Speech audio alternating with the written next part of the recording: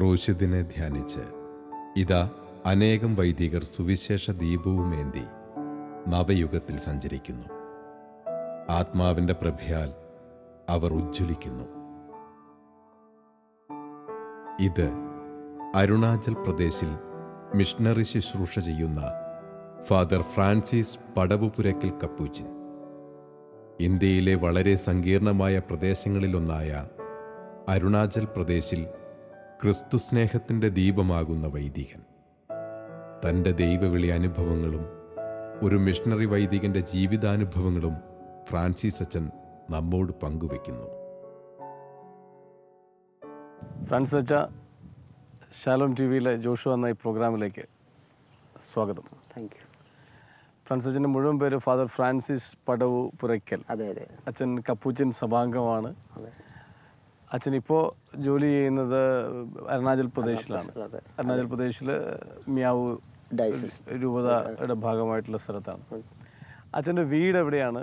വീട്ടിൽ ആരൊക്കെ ഉണ്ടെന്നൊന്ന് പറയാമോ അച്ഛൻ? എൻ്റെ വീട് ഞാൻ ആലപ്പുഴ രൂപതയിൽ മാരാരിക്കുളം സെൻറ്റ് അഗസ്റ്റിൻ ഇടവകാംഗമാണ്. എൻ്റെ വീട്ടിൽ അപ്പച്ചൻ, അമ്മച്ചി, ഞങ്ങൾ 5 മക്കളാണ്. മൂത്തത് 2 പെണ്ണുങ്ങളാണ്. പിന്നെ ഞങ്ങൾ 3 ആൺമക്കൾ. എല്ലാവരും സെറ്റിലായി. അനിയൻ, എനിക്ക് താഴെയുള്ള അനിയനും സെറ്റിലായി. അങ്ങനെ സന്തോഷമായിട്ട് ജീവിക്കുന്നു. അച്ഛന് എത്ര വർഷമായി വൈദികനായിട്ട്? ഞാൻ ഈ കഴിഞ്ഞ ജനുവരി 2-ാം തീയതി 11 വർഷം കംപ്ലീറ്റ് ചെയ്തു. 11 വർഷമായി വൈദികനായിട്ട്. പക്ഷേ വളരെ ചെറുപ്പക്കാരനാണ് ഇപ്പോഴും. അച്ഛൻ എങ്ങനെയാണ് വൈദികനാവാൻ തീരുമാനിച്ചത്? ഇത് നാളുകളുള്ള ആഗ്രഹമാണോ, അതേ ഒരു പ്രത്യേകമായ ദൈവത്തിൻ്റെ ഇടപെടലും സമയമായിരുന്നു? എങ്ങനെയാണ്? അതായത് ഞാൻ എൻ്റെ ഇടവകയിൽ 4-ാം ക്ലാസ് വെച്ചാണ് ഞാൻ ഫസ്റ്റ് കമ്മ്യൂണിയൻ ആദ്യ കുർബാന സ്വീകരിക്കുന്നത്. സോ 4-ാം ക്ലാസ് തൊട്ട് ഞാൻ അൾത്താര ബാലക സംഘത്തിൽ സജീവമായിട്ട് പ്രവർത്തിക്കുന്ന, എല്ലാ ദിവസവും ദൈവബലിയിൽ പങ്കെടുക്കും. അൾത്താരയിൽ ശുശ്രൂഷ ചെയ്യാനായിട്ടൊക്കെ പോവുക. അങ്ങനെ ഒത്തിരി അച്ഛന്മാരുമായിട്ടുള്ള ഒരു കോണ്ടാക്റ്റ് എപ്പോഴും ഉണ്ടായിരുന്നു. പിന്നെ എൻ്റെ ഫാമിലിയിൽ എൻ്റെ അമ്മ എന്നെ ശരിക്കും ഇൻഫ്ലുവൻസ് ചെയ്തിട്ടുണ്ട്. കാരണം ഇങ്ങനെ പഠിക്കുന്ന സമയത്ത് തന്നെ എനിക്ക് അച്ഛനാകണം എന്നിങ്ങനെ ഒരു ആഗ്രഹം ഉണ്ടായിരുന്നു. കാരണം ഞാൻ അൾത്താര ബാലകനായതുകൊണ്ട് അച്ഛന്മാരുമായിട്ട് എപ്പോഴും ഇങ്ങനെ അടുത്തിടപെടുന്ന അവരുടെ ജീവിതവും അവരുടെ സേവനവും അവരുടെ പ്രാർത്ഥനാ ജീവിതമൊക്കെ കണ്ട് ഒരു ഭയങ്കരമായിട്ടുള്ള ഒരു അട്രാക്ഷൻ ഉണ്ടായിട്ടുണ്ട്. എൻ്റെ അതായത് ഞാൻ ജനിക്കുന്ന നാളിൽ എൻ്റെ അമ്മാമ്മച്ചി, ഞാൻ അമ്മാമ്മച്ചി എന്നാണ് വിളിക്കുന്നത്, അമ്മയുടെ അമ്മയെ അമ്മാമ്മച്ചി എന്നാണ് വിളിക്കുന്നത്. അപ്പോൾ അമ്മാമ്മച്ചി ഇത് വർഷങ്ങളായിട്ട്, അതായത് മരിക്കുന്നവരെ അമ്മാമ്മ ഫ്രാൻസിസ്കൻ 3-ാം സഭയിലെ സജീവ അംഗമായിരുന്നു. അതേപോലെ എൻ്റെ അമ്മച്ചിയും. അപ്പോൾ അതുകൊണ്ടാണ് ഞാൻ ജനിച്ച ഇതിൽ എനിക്ക് ഫ്രാൻസിസ് എന്ന് പേരിടുന്നത്. എൻ്റെ അമ്മാമ്മച്ചിയാണ് എനിക്ക് പേരിടുന്നത്. പക്ഷേ പിന്നീട് എനിക്ക് ഫ്രാൻസിസിനെ കുറിച്ചുള്ള അങ്ങനെ വലിയ ഒരു അറിവൊന്നും ഇല്ലായിരുന്നു. അപ്പോൾ ആ പേര് എനിക്ക് പിന്നീട് ഞാൻ അമ്മച്ചിയോട് ചോദിച്ചപ്പോഴാണ് അമ്മാമ്മച്ചിയാണ് ആ പേരിടുന്നത്. പക്ഷേ വീട്ടിൽ എല്ലാ ദിവസവും കുടുംബ പ്രാർത്ഥനകൾ ചൊല്ലുന്ന സമയത്ത് വിശുദ്ധരുടെ ജീവിത ഇത് വായിക്കും, ജീവിത ചരിത്രങ്ങൾ വായിക്കുമായിരുന്നു. അപ്പോൾ ഫ്രാൻസിസിനെ കുറിച്ചൊക്കെ ഇങ്ങനെ കൂടുതലായിട്ട് അറിയാനുള്ള ഒരു ചാൻസ് ഉണ്ടായിട്ടുണ്ട്. അതേപോലെ ഇത് ഞാൻ 10-ാം ക്ലാസ് കഴിഞ്ഞപ്പോൾ ഇങ്ങനെ അച്ഛനാകണമെന്ന് താല്പര്യമുണ്ട്. പക്ഷേ എവിടെ പോകണമെന്ന് എനിക്ക് ഒരു കൺഫ്യൂഷനായിരുന്നു. ഡയസിസിൽ പോകണോ അതോ ഏതെങ്കിലും കോൺഗ്രിഗേഷനിൽ പോകണോ, അങ്ങനെ ഒരു ഡൗട്ട്, ഇങ്ങനെ ഒരു കൺഫ്യൂഷനിൽ നിൽക്കുമ്പം ശരിക്കും പറഞ്ഞാൽ ഞാൻ കർമ്മലീത്ത സഭയിലാണ് ആദ്യമായിട്ട് ഞാൻ അതായത് ക്യാമ്പ്, ദൈവവിളി ക്യാമ്പ് അറ്റൻഡ് ചെയ്യുന്നത് കർമ്മലീത്ത സഭയിലാണ്, OCD. അപ്പം എന്നിട്ട് എനിക്ക് അവിടെ സെലക്ഷനും കിട്ടി, എല്ലാം കഴിഞ്ഞു. പക്ഷേ അമ്മച്ചിക്ക് അറിയത്തില്ല ഞാൻ എവിടെയാണ് പോയതെന്ന്. പിന്നീട് ഇങ്ങനെ വീട്ടിൽ സെലക്ഷൻ കാർഡ് വന്നപ്പോഴാണ് അറിയുന്നത് ഇങ്ങനെ. അപ്പോഴാണ് അമ്മച്ചി പറഞ്ഞാൽ നിൻ്റെ പേര് ഫ്രാൻസിസ് എന്നാണ്. അപ്പം അതായത് അമ്മ 3-ാം സഭയിൽ ഭയങ്കര സജീവമായ, അതായത് ആഴ്ചയിൽ പള്ളിയിൽ 3-ാം സഭക്കാരുടെ പ്രാർത്ഥനയുണ്ട്. അതേപോലെ അമ്മച്ചി ഇതുപോലെ ഈ കോഡും, അതായത് ഈ ഉത്തരീയവും കോഡും എല്ലാം അമ്മച്ചിക്കും അങ്ങനെ കിട്ടാറുണ്ട്. അതായത് ഫുൾ പ്ലഡ്ജ് ഒരു മെമ്പർ. അപ്പോൾ അമ്മച്ചി പറഞ്ഞാൽ നല്ലത് ഫ്രാൻസിസിൻ്റെ സഭയിൽ പോകുന്നതാണ് നല്ലത്, ഫ്രാൻസിസ്കൻ സഭയിൽ പോകുന്നതായിരിക്കും ഇത്തിരി നല്ലതെന്ന്. അങ്ങനെയാണ് അമ്മാമ്മയും കൂടിയാണ് എന്നെ സെമിനാരിലേക്ക് കൊണ്ടുപോകുന്നത് ആക്കാനായിട്ട്. അപ്പോൾ ഈ സെമിനാരി ജീവിതത്തിലേക്ക് ഉള്ളൊരു വഴിയാണ് അച്ഛൻ പറഞ്ഞത്. അല്ലെ ഏറ്റവും അച്ഛൻ പറഞ്ഞപ്പോൾ ഞാൻ ശ്രദ്ധിച്ചൊരു കാര്യം, അമ്മയുടെ ഒരു വലിയ സ്വാധീനമുണ്ട് എന്ന് വീണ്ടും അമ്മച്ചിരം പറഞ്ഞു. എന്നാലും അമ്മയുടെ ഒരു വലിയ സ്വാധീനം ഒത്തിരി വൈദികരുടെ ജീവിതത്തിൽ ഒരു പ്രധാനപ്പെട്ട കാര്യം ആ ഒരു വഴിയാണ്, മാതാപിതാക്കളുടെ ആ ഒരു വഴിയാണ്. അതെ അതെ അച്ഛാ, തീർച്ചയായിട്ടും ഞാൻ അച്ഛന് വൈദികനായതിനു ശേഷമുള്ള ഒരു ജീവിതത്തിൻ്റെ അച്ഛൻ്റെ ഒരു ശുശ്രൂഷ മേഖലയാണ് ഇപ്പോൾ അച്ഛൻ പോയിട്ടുള്ളത്. അവിടെ തന്നെയായിരുന്നു ആദ്യം അച്ഛൻ? ആദ്യമായിട്ട് എവിടെയായിരുന്നു? ഞാൻ അച്ഛൻ അതിന് ശേഷം എൻ്റെ 2007 2007 എൻ്റെ പട്ടം, ജനുവരി 2-ാം തീയതി. പട്ടം ലഭിച്ചതിന് ശേഷം ആ ഒരു വർഷം ഞങ്ങളുടെ പ്രോവിൻസ്, സെൻറ്റ് ഫ്രാൻസിസ് പ്രോവിൻസിൻ്റെ വൊക്കേഷൻ ഡയറക്ടറായിട്ടാണ് എനിക്ക് ഫസ്റ്റ് അപ്പോയിൻമെൻറ്റ് കിട്ടുന്നത്. അപ്പം ഞങ്ങൾ എന്ന് വെച്ചാൽ ഈ കേരളം ട്രിവാൻഡ്രം തൊട്ട് അങ്ങ് വയനാട്, കോഴിക്കോട് വരെ ഇങ്ങനെ നീണ്ടു കിടക്കും, ഒറ്റ പ്രോവിൻസാണ്. അപ്പോൾ ട്രിവാൻഡ്രം തൊട്ട് അങ്ങ് വടക്കേ അറ്റം വരെ നമ്മൾ ഈ വൊക്കേഷൻ ഡ്രൈവിനായിട്ട് സഞ്ചരിക്കുമായിരുന്നു ഒത്തിരി. അപ്പോൾ ഒത്തിരി ഇടവകളിൽ ഇങ്ങനെ വൊക്കേഷൻ ദൈവവിളിക്കായിട്ട് ക്യാമ്പ് നടത്തുന്നുണ്ടായിരുന്നു. അപ്പോൾ ചില ബുദ്ധിമുട്ടാണ് കാര്യം, ഇപ്പോഴത്തെ ഒരു ചലഞ്ചിങ് ആയിട്ടുള്ളൊരു ഇതാണ് സമയം. അങ്ങനെ ഒരു വർഷം ഇത് സേവനം ചെയ്തു. ഒരു വർഷത്തിന് ശേഷമാണ് ഞങ്ങളുടെ പ്രോവിൻസിൻ്റെ എല്ലാ 3 വർഷവും ഞങ്ങളുടെ പുതിയ ഭരണാധികാരികളെ തിരഞ്ഞെടുക്കുന്ന ഒരു ചാപ്റ്റർ, പ്രൊവിൻഷ്യൽ ചാപ്റ്റർ. ഇപ്പോൾ 2007 ആ ചാപ്റ്റർ, 2007 ചാപ്റ്ററിലാണ് അരുണാചൽ മിഷൻ ഏറ്റെടുക്കണമെന്നും പറഞ്ഞ് ഞങ്ങളുടെ ജനറൽ ബ്രോമിൽ നിന്ന് റിക്വസ്റ്റ് ചെയ്യുന്നത്. അരുണാചൽ മിഷൻ തുടങ്ങണം, ഞങ്ങളുടെ സെൻറ്റ് ഫ്രാൻസിസ് പ്രോവിൻസ് തുടങ്ങണം എന്നുള്ള ഒരു ഇത് വന്നത്. ആ ചാപ്റ്ററിലാണ് തീരുമാനമാകുന്നത് ഇത് മിഷൻ തുടങ്ങണം. അല്ല, അപ്പോൾ അച്ഛൻ എത്ര വർഷമായി അവിടെ?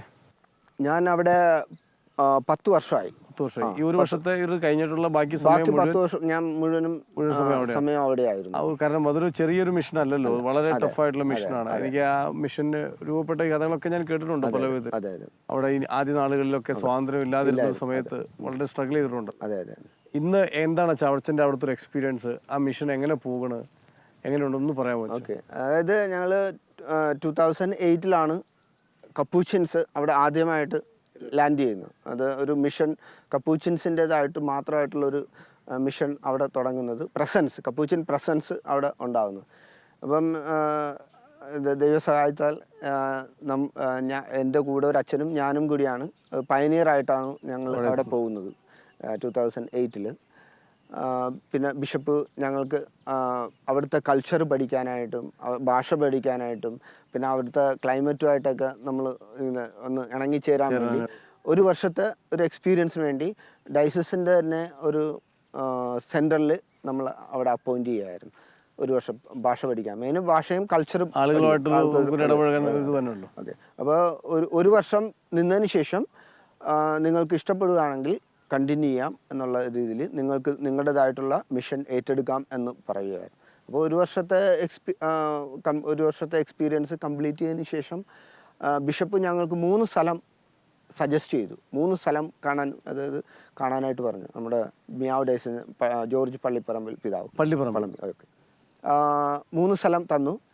3 സ്ഥലവും ഞാനും എൻ്റെ കൂടെയുള്ള ഒരു അച്ഛനും കൂടിയാണ് പോയി കാണുന്നത്.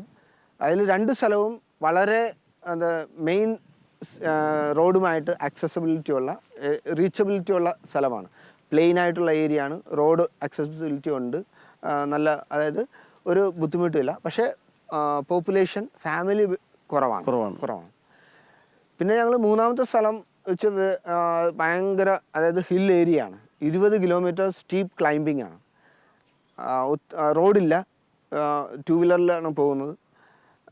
ഞങ്ങൾ 20 കിലോമീറ്റർ മെയിൻ ടൗണിൽ നിന്ന്, അതായത് അവിടുത്തെ ഒരു ചെറിയൊരു ടൗണിൽ നിന്ന് 20 കിലോമീറ്റർ ക്ലൈംബിംഗ് ആണ്, മല കയറ്റമാണ്. ഞങ്ങൾ അവിടെ ചെന്ന് കഴിഞ്ഞപ്പം അവിടെ അതൊരു 300 ഫാമിലിയെ കൂടുതൽ കുടുംബങ്ങളുണ്ട്. 300 കുടുംബങ്ങളിൽ കൂടുതൽ അതുണ്ട്. അപ്പോൾ പക്ഷേ അച്ഛന്മാർ അവിടെ ഇല്ല, വൈദികരില്ല. പിന്നെ അവിടെ ആശ്രമം അങ്ങനെ കയറി കിടക്കാനുള്ള ഒരു ഇതില്ല. ഒരു ചെറിയൊരു 4 ക്ലാസ് റൂമിൽ ഡോൺ ബോസ്കോ അച്ഛന്മാർ തുടങ്ങി വെച്ചൊരു കംപ്ലീറ്റ് ചെയ്യാത്ത സ്കൂൾ ബിൽഡിംഗ് ഉണ്ടായിരുന്നു.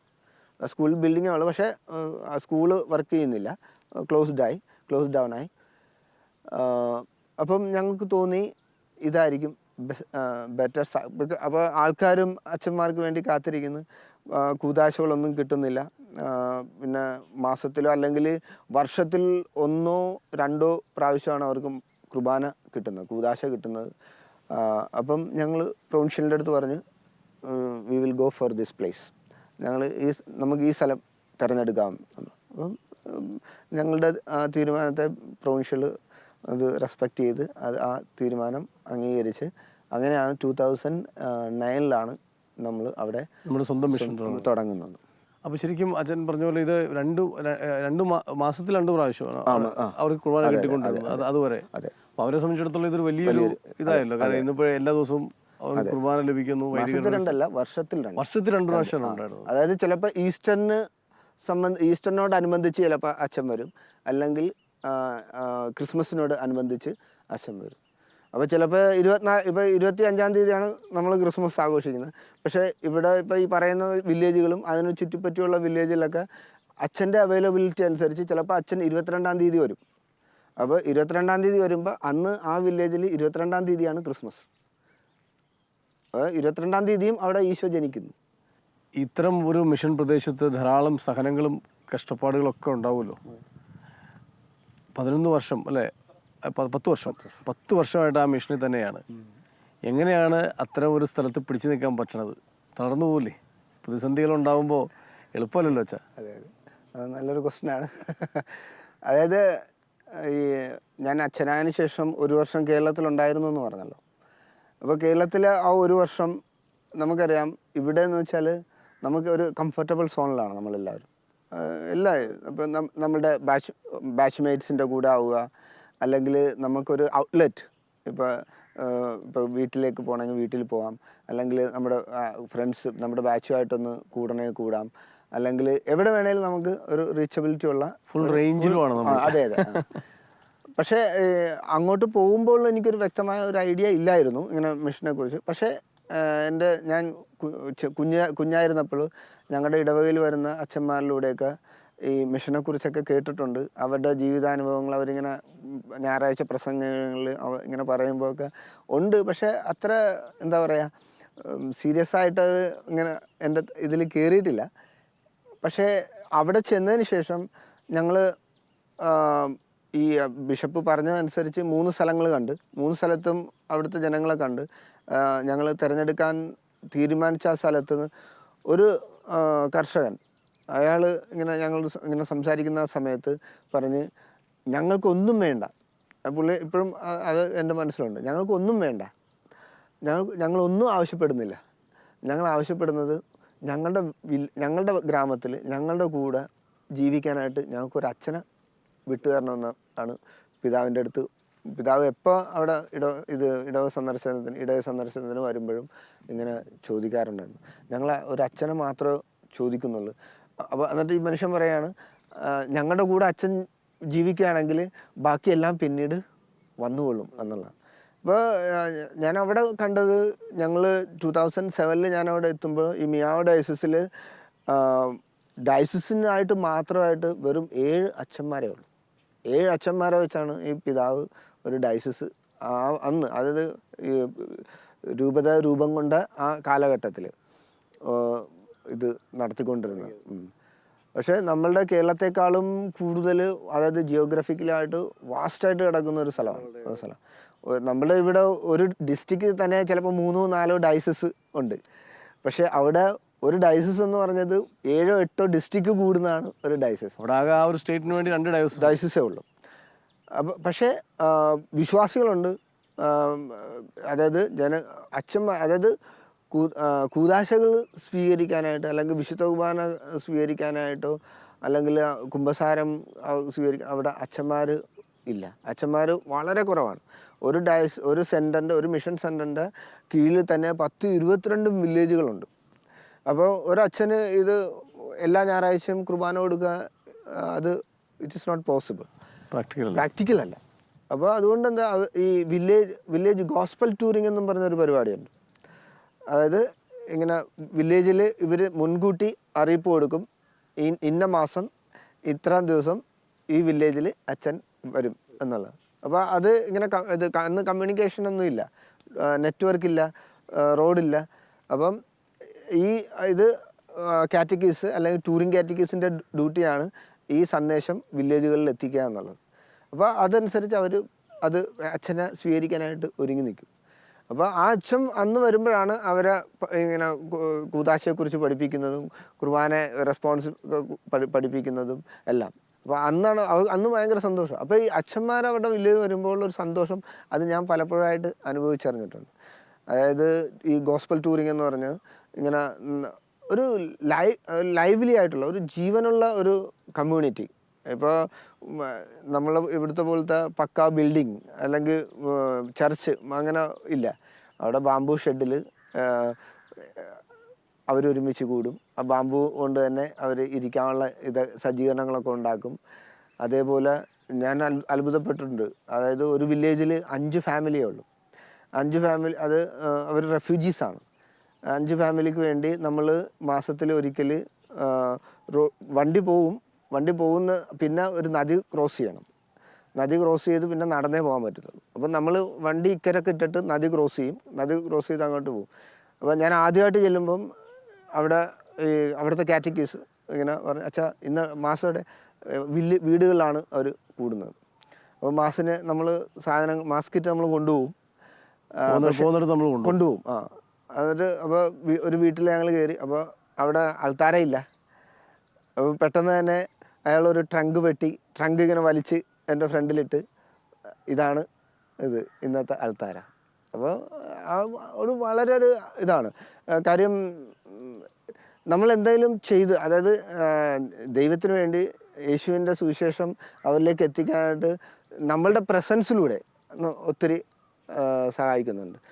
അപ്പോൾ അതൊരു നമ്മൾ ആ വില്ലേജിലെ ടൂറ് കഴിഞ്ഞ് തിരിച്ചു വരുമ്പം എന്തെന്നില്ലാത്തൊരു സന്തോഷം മനസ്സിന്, നമ്മൾ എന്തെങ്കിലും ചെയ്തു എന്നുള്ളൊരു തൃപ്തി നമുക്ക് തോന്നാറുണ്ട്. അപ്പോൾ ഇത്തരത്തിൽ അച്ഛൻ, ഞാൻ ഇങ്ങനെ ഒരു സ്ഥലത്ത് പോയി ഇത്രയും കഷ്ടപ്പെട്ടൊരു മിഷൻ അച്ഛൻ പറയുന്ന വാക്കുകൾ വളരെ ക്ലിയറാണ്.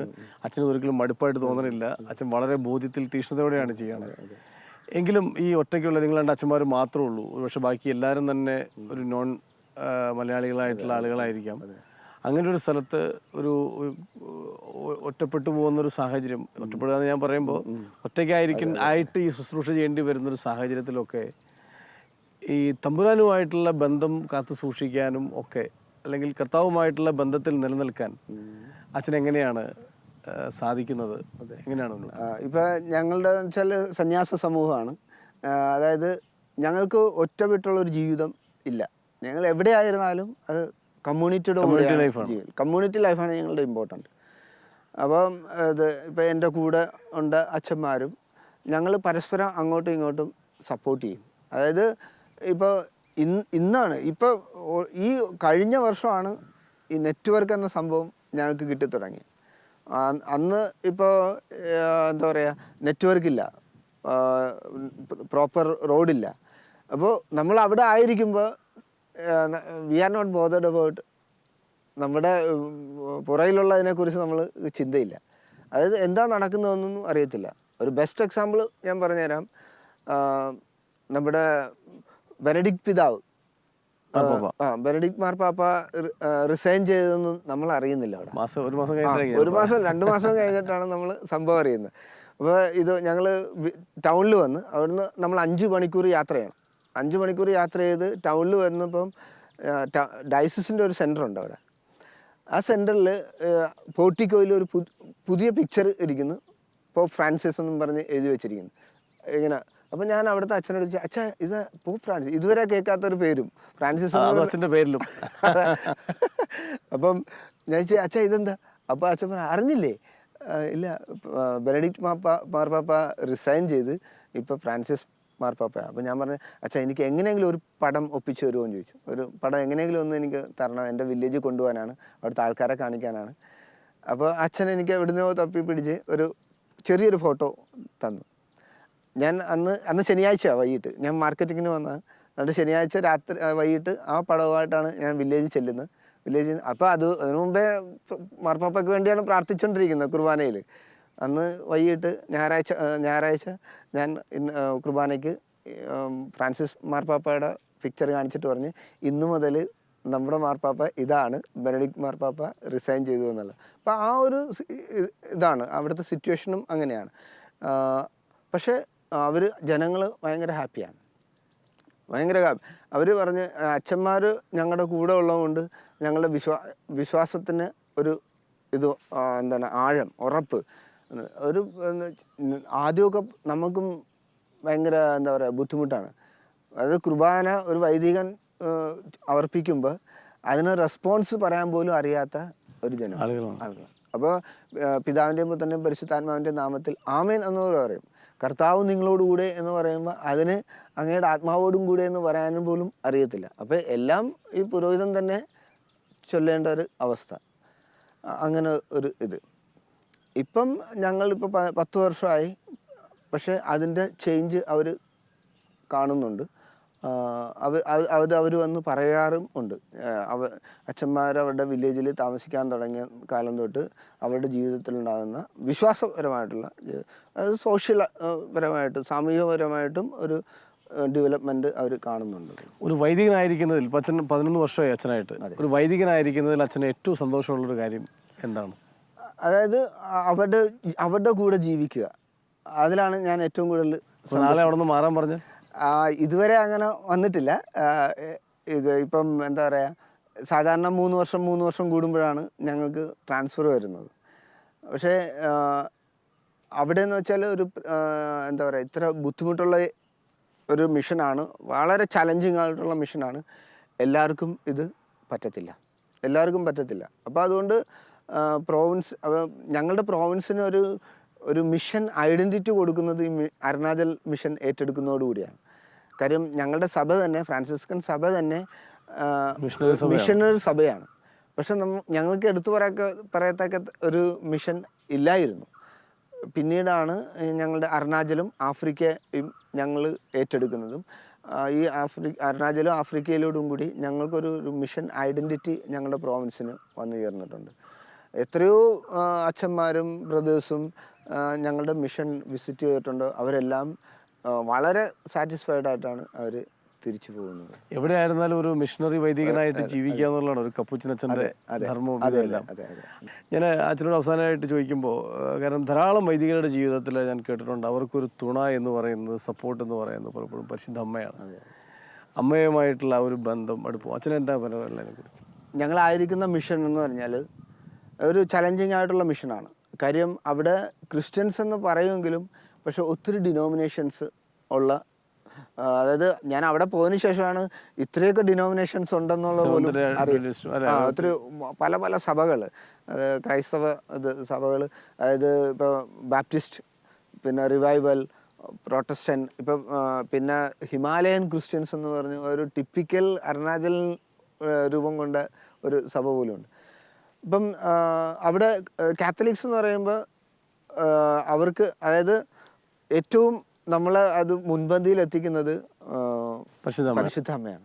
കാര്യം അവർക്ക് ഇല്ലാത്തത് നമുക്ക് ഉള്ളതുമായിട്ടുള്ള ഒരു വ്യക്തിത്വം എന്ന് പറഞ്ഞാൽ പരിശുദ്ധ അമ്മയാണ്. അപ്പോൾ എപ്പോഴും എന്താ പറയുക, ആ ഒരു കോമ്പറ്റീഷൻസ് ഒരു എന്താ പറയുക എപ്പോഴും ഉണ്ട്. അപ്പോൾ അതുകൊണ്ട് ഞാൻ പറയുന്നത് ഇതുപോലെ വിശ്വാസമുള്ളവരെ ഞാൻ കണ്ടിട്ടില്ല. അതായത് ഇവൻ നമ്മുടെ കുടുംബങ്ങളിൽ പോലും നമ്മളിപ്പോൾ ഭക്ഷണം, ഇപ്പോൾ ഒരു ഗ്ലാസ് ഭക്ഷണം ഒരു ഗ്ലാസ് വെള്ളമോ അല്ലെങ്കിൽ ഭക്ഷണം കഴിക്കും മുമ്പ് എത്ര കുടുംബങ്ങളുണ്ട് പ്രാർത്ഥിക്കുന്നത്. നമ്മൾ കുടുംബ പ്രാർത്ഥനയല്ലോ, പക്ഷേ ഭക്ഷണം കഴിക്കുന്നതിന് മുമ്പ്, ഭക്ഷണത്തിൽ കൈവെക്കുന്നതിന് മുമ്പ് അതിനെ ബ്ലെസ് ചെയ്യുന്ന ഒരു പ്രാർത്ഥന നമ്മൾ ആരും ചെയ്യാറില്ല, ചുരുക്കമാക്കുക. പക്ഷേ അവിടുത്തെ പ്രത്യേകത എന്ന് വെച്ചാൽ അവർ ഒരു ഗ്ലാസ് വെള്ളം നമ്മൾ കൊടുക്കുകയാണെങ്കിൽ പോലും അത് കുരിശ് വരക്കാതെ അല്ലെങ്കിൽ പ്രാർത്ഥിക്കാതെ അവർ വെള്ളം കുടിക്കുകയോ ഭക്ഷണം കഴിക്കുകയോ ചെയ്യത്തില്ല. അതേപോലെ കോളേജിൽ പഠിക്കുന്ന കുട്ടികളായാലും ടൗണിൽ സ്കൂളിൽ പഠിക്കുന്ന കുട്ടികളായാലും കൊന്ത ഇട്ടുണ്ടേ അവർ നടക്കത്തുള്ളൂ. അത് നമ്മളുടെ ഇപ്പോഴത്തെ ഒരു യങ് ജനറേഷൻ ഇവിടെ ഇപ്പോൾ കൊന്തയിട്ട് പോവുക എന്ന് പറഞ്ഞ ഒരു ഷെയിമാണ്, ഒരു കുറച്ചിൽ പോലെയൊക്കെ ചിലപ്പോൾ ഹൈഡ് ചെയ്ത് വെക്കും. പക്ഷെ അവിടെ അങ്ങനെയല്ല. അതേപോലെ ഇപ്പോൾ ഞങ്ങളവിടെ മിഷൻ ഏറ്റെടുത്തതിന് ശേഷം ഒക്ടോബർ മാസം, മെയ് മാസം ഞങ്ങൾ കൊന്ത, അതായത് ഓരോ വീടുകളിലും ഞങ്ങൾ കൊന്ത ചൊല്ലി ഇങ്ങനെ കറങ്ങാറ്. അപ്പോൾ അച്ഛൻ മാത്രമല്ല, ആ വില്ലേജിലെ മുഴുവൻ ആൾക്കാരും ഇതിൽ പങ്കെടുക്കുന്നുണ്ട്. അതേപോലെ റോസറി പ്രൊസഷൻസ്. പിന്നെ ഇപ്പം ഞങ്ങളിപ്പോൾ അവർ വന്ന് ഞങ്ങളൊരു 3 വർഷത്തിന് ശേഷമാണ് അവിടെ സ്കൂള് തുടങ്ങാനായിട്ട് ഇത് തീരുമാനിച്ചതും. ആൾക്കാരുടെ സഹായത്തോടുകൂടി ആൾക്കാർ വന്ന് ബാംബുവിൽ ഷെഡ് കെട്ടി, ഒരു 2 ഷെഡ് ഇങ്ങനെ ഒരു ഹോള് കെട്ടിയിട്ട് 2ആയിട്ട് ഡിവൈഡ് ചെയ്തു. എന്നിട്ട് LKG തൊട്ട് തുടങ്ങുന്നത് ആൾക്കാരുടെ ഇത് സഹായത്തോടുകൂടി. അവിടുത്തെ രാജാവും വന്ന് ഞങ്ങളെ സഹായിച്ചു. അപ്പം എന്താ പറയുക, ഹോസ്റ്റൽ അവരുടെ കുട്ടികളെ ഹോസ്റ്റലിൽ നിർത്തി പഠിപ്പിക്കാനായിട്ട് എല്ലാ മാതാപിതാക്കളും ആഗ്രഹിക്കുന്നുണ്ട്. അപ്പോൾ എന്ന് വെച്ചാൽ ഫോർമേഷൻ കിട്ടുന്നത്. അപ്പോൾ നമ്മളുടെ കുട്ടികൾ റോസറി ചൊല്ലാനും അറിയാം. പിന്നെ എന്താ പറയുക, ഇത് കുർബാനയ്ക്ക് ഇങ്ങനെ പ്രാർത്ഥനകൾ റെസ്പോൺസ് ചെയ്യുന്നതും ഒക്കെ അറിയാം. അപ്പോൾ എപ്പോഴും ഈ മറ്റു ഡിനോമിനേഷൻ്റെ പ്രസൻസ് ഉള്ളതുകൊണ്ട് മാതാവിനെ അവർ ശരിക്കും റെസ്പെക്റ്റ് ചെയ്യുന്നുണ്ട്. പ്രാർത്ഥിക്കുക കൊന്തയായാലും ഇപ്പം ഞങ്ങളുടെ ആശ്രമങ്ങളിൽ ഞങ്ങൾ എല്ലാ ദിവസവും 6:30-ക്ക് ഞങ്ങൾ കമ്മ്യൂണിറ്റി പ്രയറിൽ പിള്ളേർ 25 കുട്ടികളുണ്ട് ഞങ്ങളുടെ കൂടെ ജീവിക്കുന്ന ഹോസ്റ്റലേഴ്സ്. അവരുടെ കൂടെ 6:30 എല്ലാ ദിവസവും ഞങ്ങൾ റോസറി ചൊല്ലാറുണ്ട്. അതേപോലെ ഞങ്ങളുടെ കമ്മ്യൂണിറ്റിയിൽ റോസറി ചൊല്ലാറുണ്ട്. അപ്പോൾ ഈ മാതാവിനോടുള്ള ഭക്തി ഭയങ്കരമാണ് അവർക്ക്. അച്ഛനും തീർച്ചയായിട്ടും മാതാവിൻ്റെ ഒരു ഇത് വലിയ അതെ. കാര്യം ഞാൻ പറയാം, എൻ്റെ കുഞ്ഞിലെ ഞാനിപ്പോൾ ഞാൻ പറഞ്ഞു അമ്മയോട് എനിക്ക് ഭയങ്കര കടവ്. എൻ്റെ അമ്മ അതായത് അമ്മച്ചി പറയാറുണ്ട്, ഞങ്ങൾ ഉറക്കമായിരിക്കും, അമ്മച്ചി എല്ലാ ദിവസവും 3 മണിക്ക് വെളുപ്പിനെ 3 മണിക്ക് എണീറ്റ് കൊന്തയില്ലാറുണ്ടായിരുന്നു. അത് എന്നെ സെമിനാരിയിൽ ചേർക്കാനായിട്ട് അമ്മാമ്മച്ചിയും കൂടി കൊണ്ടുവന്ന് സെമിനാരിയിൽ ഇടുമ്പോൾ അന്നത്തെ ഞങ്ങളുടെ ബാച്ചിൽ 38 പേരുണ്ടായിരുന്നു. 38 പേരിൽ 38 പേർക്കും വേണ്ടി പിറ്റേ ദിവസം തൊട്ട് അമ്മ പ്രാർത്ഥിക്കുമായിരുന്നു എന്ന് പറഞ്ഞു. എല്ലാ ദിവസവും 3 മണിക്ക്. അത് കഴിഞ്ഞിട്ടാണ് പിന്നെ കരുണക്കൊന്ത ഇതുമായിരുന്നു. അമ്മച്ചി 3 മണിക്ക് എണീറ്റ് കരുണക്കൊന്തയും ചൊല്ലും, ഈ കൊന്തയും ചൊല്ലും, ഈ 38 പേർക്കും. പക്ഷേ ഈ 13 വർഷക്കാലത്തിനിടയിലും 38 പേരിൽ പലരും പോയത് അമ്മയ്ക്ക് അറിയത്തില്ല. എന്നിട്ട് അമ്മ ഈ 38 പേർക്കും വേണ്ടി പ്രാർത്ഥിക്കുമായിരുന്നു എന്ന് പറഞ്ഞു. അത് എൻ്റെ പട്ടത്തിൻ്റെ സമയത്താണ് അമ്മച്ചി പറയുന്നത്. അന്ന് നോക്കിയപ്പോൾ 14 പേരേ ഉള്ളൂ, ബാക്കിയില്ല. അപ്പോഴാണ് പറഞ്ഞത് ഇടക്ക് ഇങ്ങനെ പോയത്. അപ്പോൾ നമ്മൾ നമ്മുടെ ജീവിതത്തിൽ പരിശുദ്ധ അമ്മയുടെ മാധ്യസ്ഥം എപ്പോഴും നമ്മുടെ ജീവിതത്തിൽ ഉണ്ട്. തീർച്ചയായിട്ടും അമ്മയുടെ മാധ്യസ്ഥ അച്ഛനെ മുന്നോട്ട് നയിക്കട്ടെ. ഏറ്റവും ഭംഗിയായിട്ട് അച്ഛൻ്റെ ശുശ്രൂഷകൾ പോകട്ടെ. അച്ഛൻ്റെ ഈ എന്നാ പറയുക മിയാവൂ രൂപതയിലെ മറ്റ് ചില വിശേഷങ്ങൾ തീർച്ചയായിട്ടും നമുക്ക് അടുത്തൊരു എപ്പിസോഡിൽ കേൾക്കണം. കാരണം മിഷൻ ഒരു ചലഞ്ചിങ് ഏരിയയാണ്, അവിടുത്തെ വിശേഷങ്ങൾ അറിയണം. എങ്കിലും അച്ഛൻ പറഞ്ഞ ഓരോ കാര്യങ്ങൾ, അച്ഛൻ്റെ വീട് ആലപ്പുഴയിലാണ്, അവിടെ നിന്ന് ദൈവവിളി 4ാം ക്ലാസ്സിൽ ആദ്യമായി ആദരവാണ് സ്വീകരിച്ചപ്പോൾ മുതൽ അച്ഛനെ ദൈവം പടിപടിയായിട്ട് നടത്തിയ വഴികൾ, ഈ ഒരു സന്യസ്ത ജീവിതത്തിലേക്ക് എത്തിയതും, അതും കപ്പൂച്ചിൻ സഭയിൽ ഫ്രാൻസിസ് എന്ന പേരും ഒരു ഫ്രാൻസിസ്കൻ ഒരു ആധ്യാത്മികതയിൽ ജീവിക്കാൻ വിളിക്കപ്പെട്ട അച്ഛൻ്റെ ഈ ശാലോം TV-യിലെ ഈ ജോഷുവ പ്രോഗ്രാമിലെ ആദ്യ എപ്പിസോഡുണ്ട്. അച്ഛൻ്റെ സാന്നിധ്യത്തിന് പങ്കുവെക്കലുകൾക്ക് നന്ദി. കൂടുതൽ വിശേഷങ്ങൾ അടുത്ത എപ്പിസോഡിൽ നമുക്ക് കേൾക്കാം. Thank you. ശിമയോനും യാക്കോബും യോഹന്നാനും വലകഴുകും വലക്കാരും വഞ്ചിക്കാരും. ശിമയോനും യാക്കോബും യോഹന്നാനും വലകഴുകും വലക്കാരും വഞ്ചിക്കാരും. ഒരു നിമിഷം കേൾക്കാമോ, നിങ്ങൾക്കായി നൽകാം ഞാൻ ഇന്നൊരു സന്ദേശം. നിങ്ങളെ സാക്ഷാൽ മുക്കുവരാക്കാൻ ഉതകും സുവിശേഷം. നിങ്ങളെ സാക്ഷാൽ മുക്കുവരാക്കാൻ ഉതകും സുവിശേഷം. ആഴക്കടലിൽ പോകുവിൻ, ആഴത്തിൽ വലയെറിയുവിൻ. ആഴക്കടലിൽ പോകുവിൻ, ആഴത്തിൽ വലയെറിയുവിൻ.